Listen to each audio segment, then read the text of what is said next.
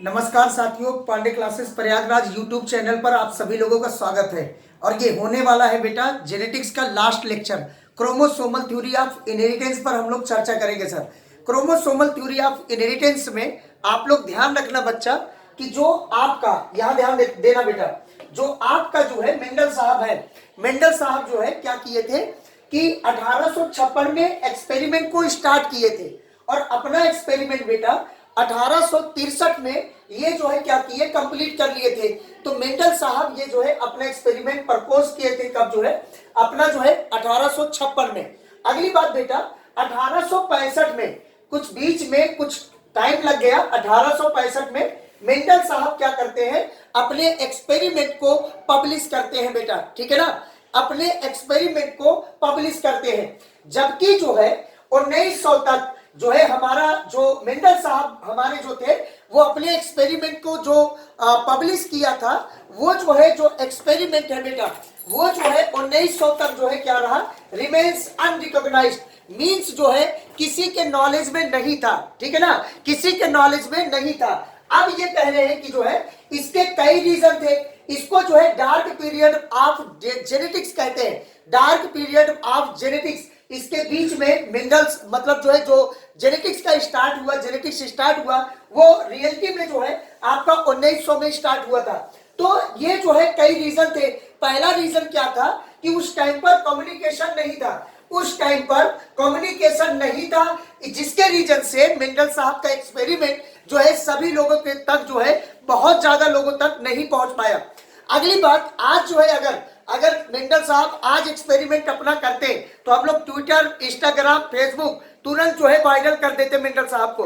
लेकिन उस टाइम पर सर जो है मेंडल साहब जो है उस टाइम पर कम्युनिकेशन इतना ज्यादा बेटर नहीं था, इतना ज्यादा इजी नहीं था। इसी रीजन से इनकी बातें जो है एक्सपेरिमेंट सभी तक नहीं जाके पहुंचा।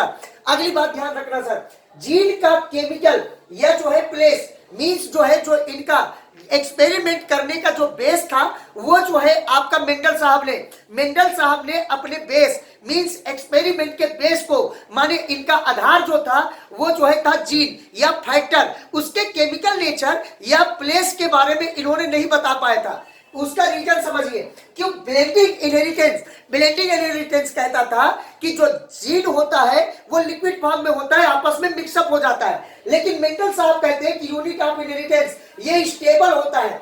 जो आपका जीन है या फैक्टर है या यूनिट ऑफ इनहेरिटेंस है वो आपका स्टेबल होता है। अगर वो स्टेबल है तो उसका केमिकल नेचर होगा, उसका जो है कोई प्लेस होगा, सेल मेम्ब्रेन में पाया जाता है, साइटोप्लाज्म में, न्यूक्लियर मेम्ब्रेन या न्यूक्लियोप्लाज्म में, ये कहां पाया जाता है, इसका फिक्स पोजीशन और केमिकल नेचर वो प्रोटीन का बना है कि कार्बोहाइड्रेट का कि न्यूक्लिक एसिड है, उसका केमिकल नेचर के बारे में मेंडल साहब बता नहीं पाए थे।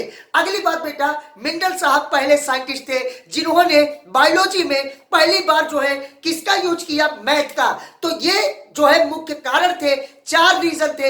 एक जो है कम्युनिकेशन, दूसरा जीन के केमिकल नेचर एंड प्लेस, अगला जो है इन्होंने कहा था कि यूनिट जो होता है इनहेरिटेंस का वो स्टेबल होता है। अगला पॉइंट जो है इन्होंने कहा था क्या कि इन्होंने जो है पहली बार बायोलॉजी में किसका यूज किया था बेटा, मैथ का।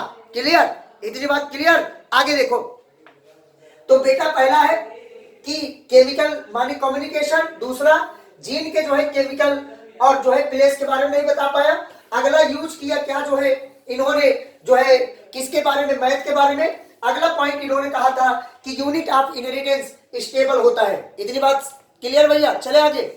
अब बच्चों आता है रीडिस्कवरी। तो ध्यान रखना, रीडिस्कवरी जो मेंडल साहब का हुआ था वो 1900 में हुआ था। और कितने साइंटिस्ट किए थे, 3, ह्यूगो डुबरिच और कोरेंस और शेरमान। और इन्होंने ये सब जो है इंडिपेंडेंटली किए थे। और मेंडल साहब के जितने एक्सपेरिमेंट था वो जो है मतलब 1900 तक कोई जान नहीं पाया था मेंडल साहब को। तो 1900 में मेंडल साहब को पूरी दुनिया जानना चालू की। और इन्हीं का देन है तीनों लोग का कि ह्यूगो डुबरिच और कोरेंस और शेरमान, ये तीनों इंडिपेंडेंटली मेंडल साहब के जितने एक्सपेरिमेंट थे उसको जो है इन्होंने रीडिस्कवरी किया और उसके बाद मेंडल साहब का जो है एक्सपेरिमेंट को दुनिया के सामने दिखाया। तो मतलब इन तीनों का देन है मेंडल साहब जो आज फादर ऑफ जेनेटिक्स है सर, ठीक है ना। तो ये बड़े ईमानदार व्यक्ति थे तीनों लोग सर। चलिए अगली बात जो है 1902 में दो साइंटिस्ट आए 1902 में, सटन एंड बोवेरी। कई लोग सर कहते हैं chromosomal theory of inheritance Sutton ने दिया था और बोवेरी ने ना, याद रखना एनसीईआरटी के कार्य। Chromosomal theory of inheritance given by Sutton. और क्रोमोसोमल बिहेवियर जो होता है वो पैरेलल होता है किसके, फैक्टर या जीन के।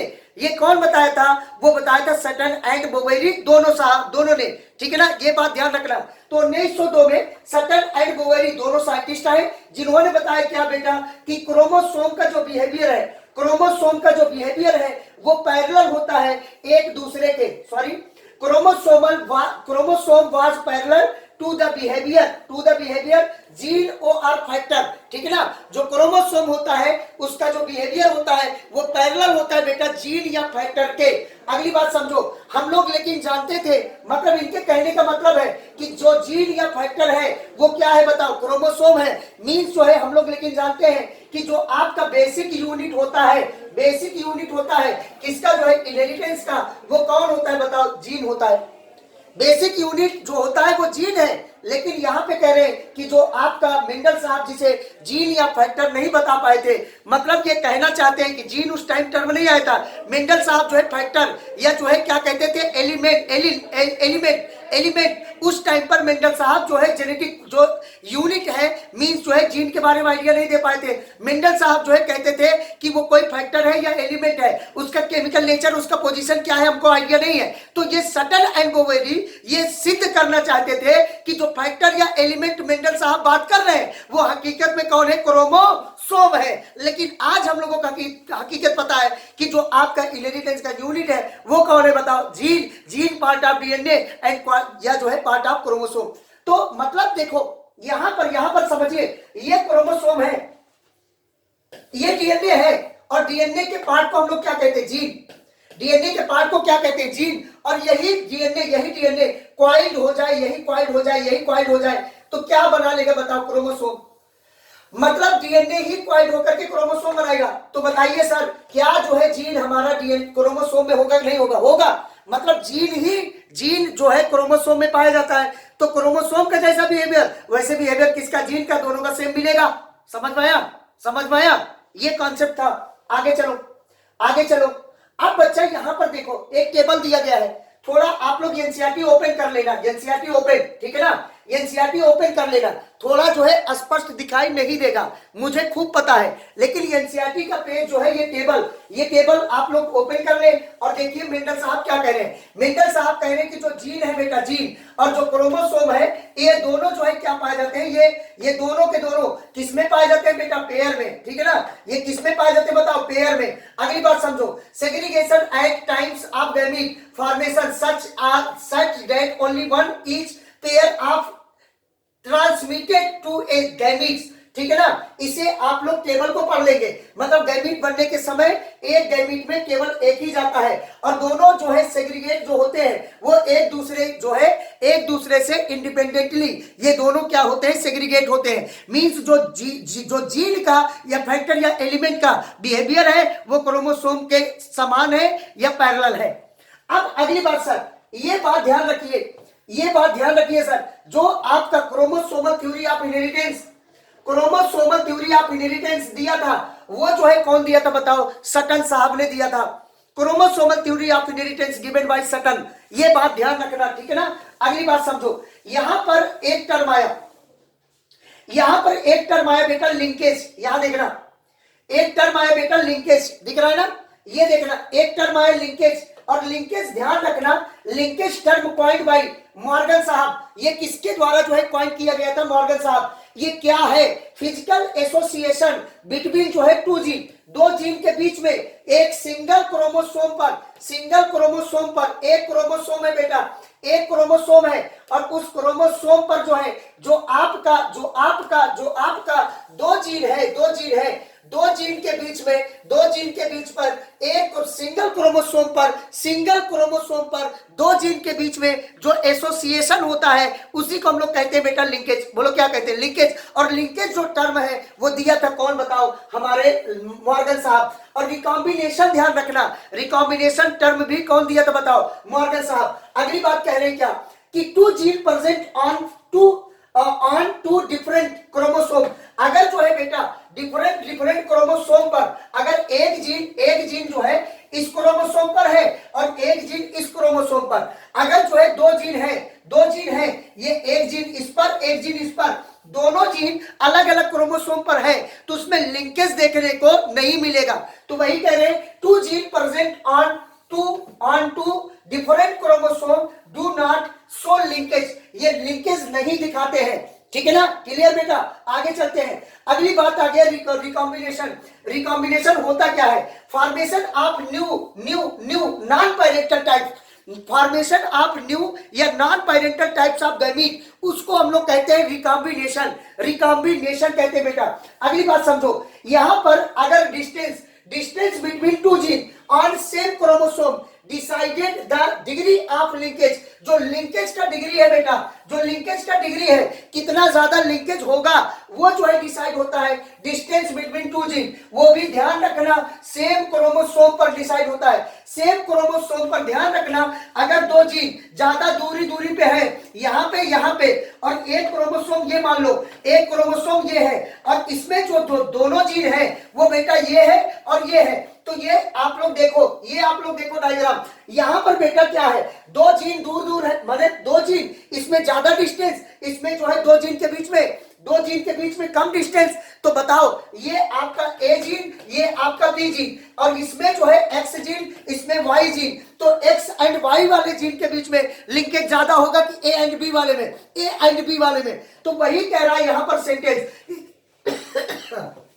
आप लोग देखे बच्चा क्या कह रहा है, distance between two gene on same chromosome decided the degree of linkage. Clear, आगे चलते हैं बेटा। मोर डिस्टेंस, अगर ज्यादा डिस्टेंस होगा बेटा तो लेस लिंकेज, कम लिंकेज होगा, मोर रिकॉम्बिनेशन। ठीक है ना, मींस ये जो है देखिए अगला पॉइंट, लेस डिस्टेंस, अगर कम डिस्टेंस है तो मोर लिंकेज, जो है लेस रिकॉम्बिनेशन। ठीक है ना, इसको हम लोग फार्मूला बना सकते हैं, इसका फार्मूला बना सकते हैं कि जो है बिटवीन टू जीन, दो जीन के बीच में टू जीन, अगर डिस्टेंस ज्यादा, distance between two gene, distance जो है अगर ज्यादा होगा तो लिंकेज क्या होगा, लिंकेज इनवर्सली प्रोपोर्शनल, मतलब कम होगा, और डायरेक्टली प्रोपोर्शनल कौन बताओ, रिकॉम्बिनेशन। दो जीन के बीच में अगर दूरी ज्यादा तो रिकॉम्बिनेशन ज्यादा और लिंकेज क्या होगा, कम। ठीक है ना, और अगर दो जीन के बीच में डिस्टेंस कम तो लिंकेज ज्यादा और रिकॉम्बिनेशन क्या, कम। क्लियर बेटा। चलते हैं आगे, यहां पे देखिए अब टीएच मॉर्गन साहब जो है, जो आपका क्रोमोसोमल थ्योरी ऑफ इनहेरिटेंस था उसको जो है एक्सपेरिमेंटल क्या किया था, प्रूफ किया था। अगली बात ध्यान रखना, टीएच मॉर्गन साहब कहते हैं कि अगर जो है, मतलब टीएच मॉर्गन साहब कहते हैं कि जो है same chromosome linkage and recombination के बारे में टीएच मॉर्गन साहब बताएं कि दो जीन के बीच में जो फिजिकल एसोसिएशन होता है सेम क्रोमोसोम के ऊपर, उसी को कहते हैं क्या, लिंकेज। ठीक है ना, फॉर्मेशन ऑफ न्यू या नॉन पैरेंटल गैमीट, इसको कहते हैं हम लोग क्या, रिकॉम्बिनेशन। अगली बात, ये दोनों जो है डिस्टेंस के रिकॉम्बिनेशन डायरेक्टली प्रोपोर्शनल होता है और लिंकेज जो है इनवर्सली प्रोपोर्शनल। ये डायग्राम देखो, टीएच मॉर्गन साहब, सर ये एनसीईआरटी पॉइंट ओपन करिए। टीएच मॉर्गन साहब ड्रोसोफिला पर काम किए थे, फ्रूट फ्लाई पर। ठीक है ना, तो ये ध्यान रखना, जो आपका फ्रूट फ्लाई है, इन्होंने फ्रूट फ्लाई को क्यों लिया था, तो ये एक बार मैटिंग करने से क्या करते हैं, लार्ज अमाउंट में बेबी प्रोड्यूस करते हैं। ये जो है इनको आसानी से मेल एंड फीमेल जो आपके फ्रूट फ्लाई हैं उनको आसानी से पहचाना जा सकता है। अगला पॉइंट जो है ध्यान रखना कि इसको आसानी से कल्चर किया जा सकता है, फ्रूट फ्लाई को, फल मक्खी को।